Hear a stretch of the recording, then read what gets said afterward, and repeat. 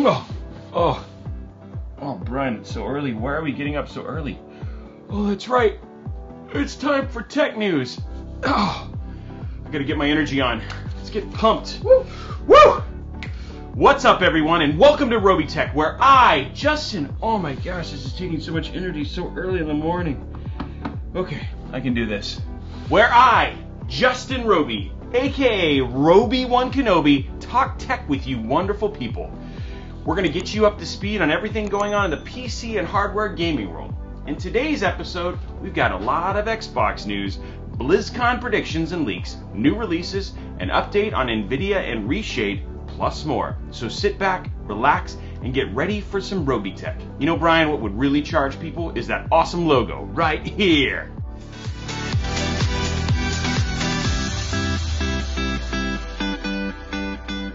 First things first. Microsoft and Xbox are changing up the way you game.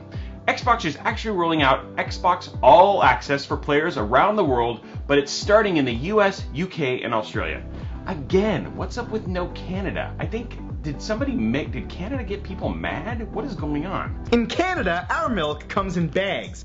Anyway, Xbox All Access gets you everything you need to start playing some games right now, out of the gate, for as little as $19.99 a month for 24 months. Eliminating cost as a barrier of entry is an interesting move in the console space, making it a bit more like financing since it goes through specific financing partners depending on your region. In the end, it is actually slightly cheaper in most cases than buying the console outright. Players in the US and UK can choose from the One X, the One S, or the One S all digital bundles, while Australia has the choice of the One X or the One S Forza Edition 4 bundle, each one including a single Xbox wireless controller. You also get Game Pass Ultimate for the 2 years you have the console for. And guess what? When Project Scarlet releases in holiday 2020, you have the option to upgrade to the new console when it's available. Mind blown! I don't know, is mind blown? I mean, that is actually pretty crazy when you think about it. And with it being slightly cheaper, that's pretty insane. I don't know. It's that whole financing thing. I don't know. I'm guessing, and just this is a guess, bear with me, but a lot of people who don't have the money necessary to get the console may not have the credit to get the console. I don't know. It'll be interesting to see how this works out. Anyway, this is a huge move by Xbox and eliminates the need for upfront costs to get into gaming. For more information about Xbox All Access, check out the link in the description below. Did you know XO19 is right around the corner? So this week, we got a drop on all the XO 2019 gear from Xbox. Specifically, the exclusive XO controller for this year was revealed in a beautiful short documentary about the design and how Xbox settled on the DPM Aqua Brush design. Since XO is in London this year, they wanted to do something special for fans.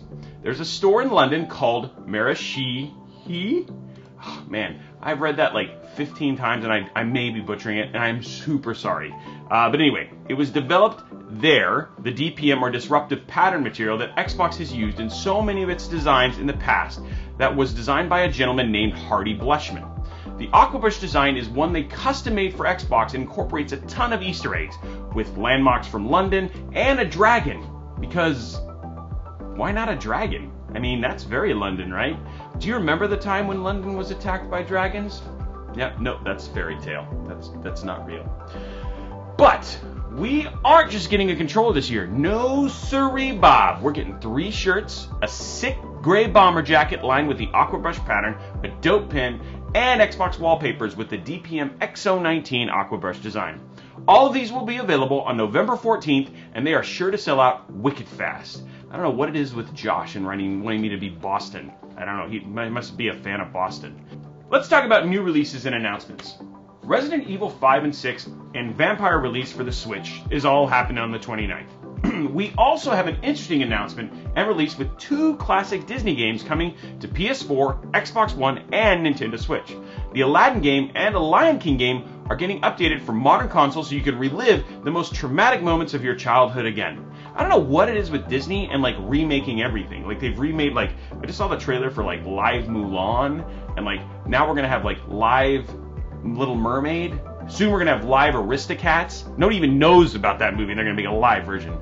Everybody's making it live, and they're giving you traumatic, semi-good console games as well. The Aladdin and the Lion King games are notoriously difficult, so I'm looking forward to seeing people rage at them on their streams.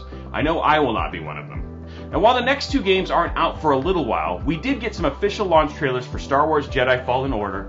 Ooh, I'm so excited about this one. That looks so sick and helps set the stage for the game's release on November 15th. We've got Imperial probe droids, double-bladed lightsabers, light-speed travel, Star Destroyers, Force Push, ATSTs, and the cutest little robo-buddy you've ever seen. I am so hype. He put hype. You updated this. You updated this. I'm calling it out on you, Josh. I'm so hype. I'm so hyped, but anyway. There's also a pre-order bonus for an orange lightsaber crystal, and I kinda really want it. And lastly, we have a new trailer for Need for Speed Heat, which we've already seen some gameplay from various influencers and YouTubers in the racing game community. Apparently, I am not one of them. I did not get my code. Thank you, EA. From what I've seen, it looks like Need for Speed might be going back to what initially made the game series so great in Hot Pursuit. So fingers crossed that this one's going to be good. Now, it looks like you'll be able to customize everything about the cars, from massive wings to wide body kits that I love so much. That's not true, Josh. I do not like wide body kits. Stop trying to get one on my RS. BlizzCon 2019 is on Friday, and we've got some prediction and leaks. So BlizzCon is happening this weekend. As most gaming news outlets do, there are waves of rumors, predictions, and leaks all over the internet. Leaking internet everywhere. But don't worry, we won't specifically say what leaked because there are people watching that may not want to have the event spoiled for them, and we've got some interesting stuff. As always, everyone expects a new WoW expansion, and since we're nearing the climactic resolution for Battle of Azeroth, it makes sense that we got a sneak peek at what's next. There's also speculation of an Overwatch 2 that players hope will be a PvE-focused game for those of us who like the Overwatch universe, its characters, its stories, but absolutely blow chunks at competitive games. Now let's be super clear, that is only focused on Josh. Brian and I are uber dope, and I say uber dope, at competitive PvP games. I can pwn people in checkers. That's PvP, right? Player versus player. Yeah, checkers, yeah, there we go. Since last year's Diablo Immortal debacle, we've even recently made everyone has a phone right jokes right here on the show. But Blizzard and Diablo fans are jonesing for a new installment in the series, so it makes sense that Diablo 4 could be announced this weekend as well. Aside from that, we will probably see some new content for Hearthstone, like we do every year. A few Heroes and Heroes of the Storm, especially after the recently announced Deathwing addition to the roster. But we also have some more outside-of-the-box thoughts from the community. With League of Legends adding teamfight tactics and Dota 2 following suit with auto chess, could we see something similar in the cards for Heroes? Earlier this year, there was a Kotaku report that a StarCraft FPS title was canceled, and that the team was shifting over to Overwatch 2 and Diablo 4. Does that mean that either of these two titles are ready to show this year? Canceling games isn't exactly a bad thing, since Overwatch is the result of canceling Project Titan. But then there's the leaks. Those dirty leaks that can ruin social and launch campaigns to entire panels and launch events. Now don't worry, we're not going to say what it was that was leaked about World of Warcraft's next expansion, but it was really Blizzard goofing, thinking that no one was going to snoop around the store at Blizzard to see what they could kick up? It seemed that Blizzard used the same URL structure for all the items on the gear store for BlizzCon, so some sleuth-type individuals started swapping out possible expansion names, locations, and character names, hoping it would get them some unlisted merc. And guess what? It worked. An image was released and shared around the internet and showed us some interesting stuff, but we aren't going to show that here. We are going to put the description in the link below, though, so if you want to check it out, we'll try and get that up and have it there for those of you who want to have your lives spoiled. There were also some leaked images of the new WoW logo art for the next expansion, which could be legit. So if you want to find them, check out some other YouTubers' callers like Belluar. Luckily he put that in the phonetic spelling. Bellular, if you don't care about spoilers for this weekend. And you should, because we work really hard not to spoil content, and game developers work really hard to actually have surprises for you. I don't know what it is about us humans and being surprised, but we just hate it. Come on, guys. Just wait. It's on Friday. By the time you see this, it'll be like a day away. Let's talk about Nvidia ReShade. I know you feel like we probably covered this a lot last week, but tech news has been a bit sparse this week. And we do have an update on the story we talked about last week when it was announced that Nvidia was adding official ReShade support. Like we said last week, it's going to use Ansel and Freestyle to enable the ReShade filter, but how many will there be? Well, it depends on what game you're playing. Duh! Since ReShade injects code into a game to alter the way it looks, there are some limitations if you are playing competitive games. For competitive titles, there are like 14 Freestyle filters and a little over 30 ReShade filters officially supported by Nvidia, and no custom reshades allowed. For non-competitive games, there are about 160 titles with support. There are over 70 official filters with support for custom reshades. So there are about 650 games that don't have an SDK. Those will be in a similar boat as competitive games, and about 80 games where the sky's the limit. The sky's the limit! Where you can do whatever you want when you throw it at ReShade. You can make it look cell shaded, you can make it look like, I don't know, something super awesome like Minecraft. I don't know, I don't know, you figure it out. So here's to making PC games even prettier. That makes my heart sing. Who knows?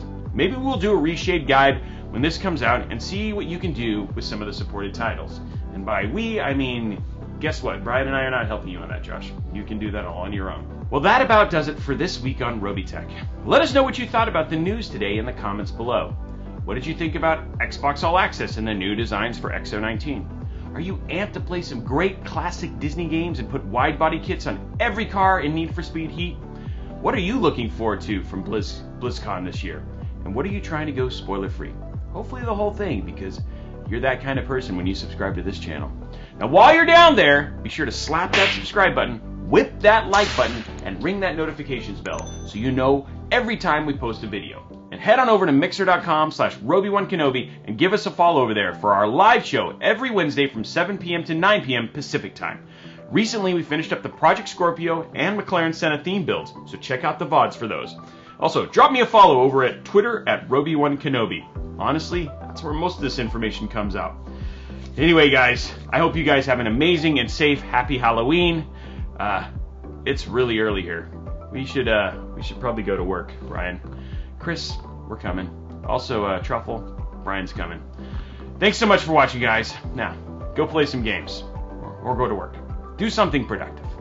Just not here. Bye. #BeefyCores.